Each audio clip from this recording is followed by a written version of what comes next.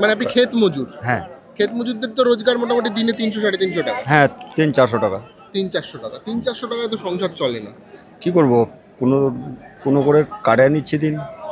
দেখুন, আপনি তৃণমূল করেন, তো আপনার কাছে তো আপনার লোকাল এমএলএ, পঞ্চায়েত প্রধান বা এরা তো অনেক অ্যাক্সেসেবল, অনেক সুবিধে। সাধারণ মানুষের ক্ষেত্রে সেটা নয়, তাই তো? না। আপনি যেভাবে একজন তৃণমূলের আপনার এমএলএ কে ধরতে পারবেন, সাধারণ মানুষ পারবে না।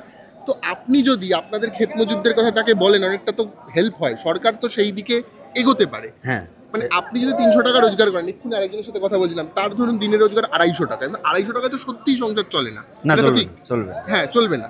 তো আপনি তৃণমূল কংগ্রেসের কর্মী হিসেবে আপনি কি এগুলো মানে এই ক্ষেত মজুরদের কথা বলেন, মানে কি বলেননি, বলবেন এবার?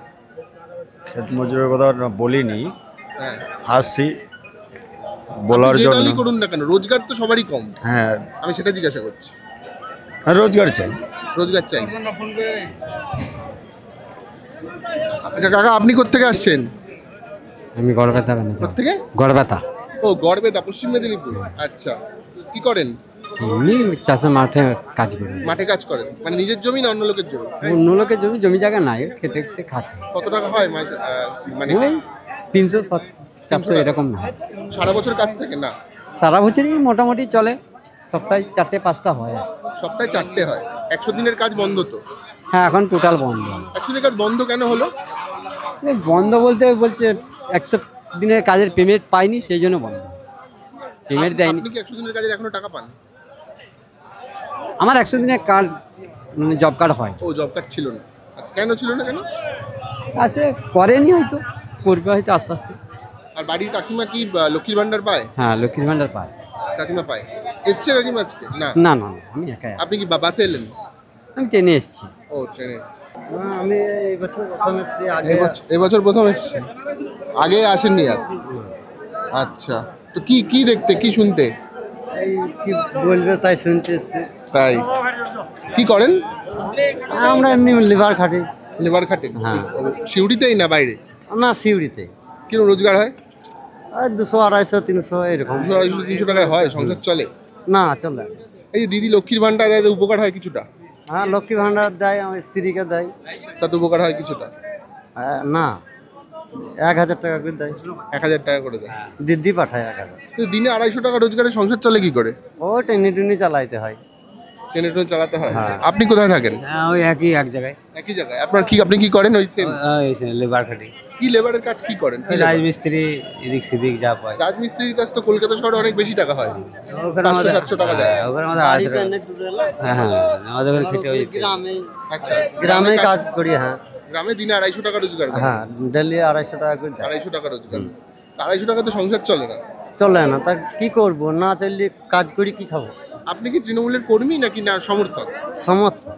সমর্থক। হ্যাঁ। তো নেতা নেতৃত্বকে বলেন যে 250 টাকায় তো সংসার চলছে না, বললি কি করবো, ওরা কি দিতে, ওদের দিন বললি আর কি করবো। না, আপনি যে দলটাকে সমর্থন করেন সেই দল তো রাজ্যে ক্ষমতায় আছে, তাহলে 250 মানে আপনি তো বললে একটু সুবিধা হয়। সুবিধা হয়, তা আমরা তো সেটা করে না। আচ্ছা, সেটা করে না, কে করবে। দল করেন? হ্যাঁ, দল তৃণমূলের। করেন? কি করেন এমনিতে তাছাড়া, আর কি করেন কাজবাজ? কাজবাজ বাড়ি। বাড়িতে থাকেন?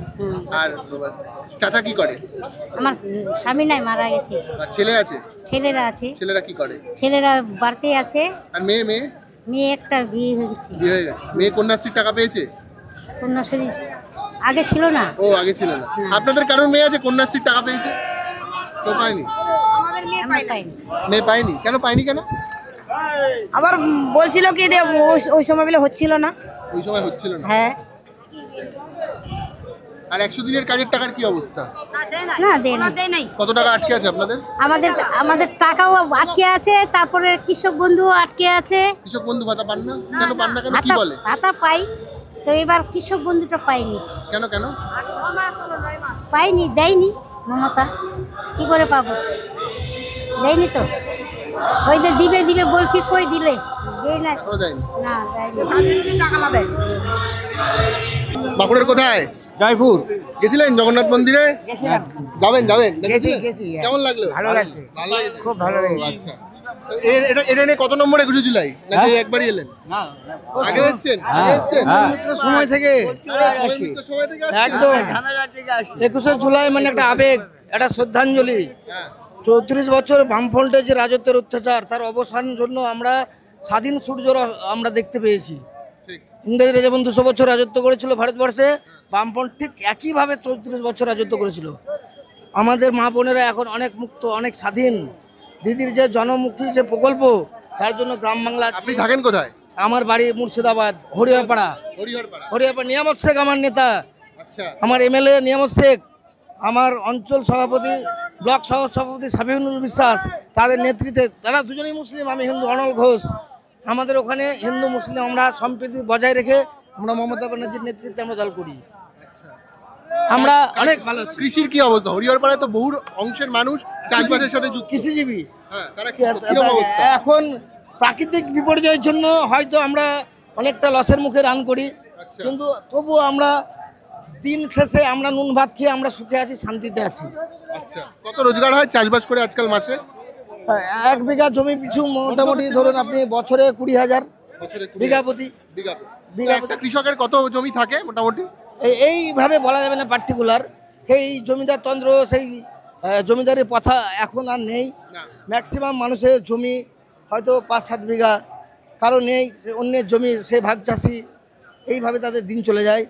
প্রতিটা বাড়ির মা বোনেরা যে লক্ষ্মীর ভাণ্ডার পাচ্ছে, স্কুল ছাত্রীরা যে আপনার কন্যাশ্রী প্রকল্পের টাকা পাচ্ছে, তাতে গ্রামের মানুষ অনেক সুখে আছে। স্বাস্থ্যসাথী কার্ড, চিকিৎসা ব্যবস্থায় তারা অনেক অনেক অনেক ভালো আছে। বামফ্রন্ট সরকার একটা সময় আমাদের শিক্ষা ব্যবস্থাকে ধ্বংস করে দিয়েছে, প্রাইমারি স্কুলে ইংরেজি পাসফেল তুলে দিয়ে। এর প্রায়শ্চিত্ত ওদেরকে করতেই হবে, এবং দিদি 34 বছর রাজত্বের রেকর্ড ভাঙবেন।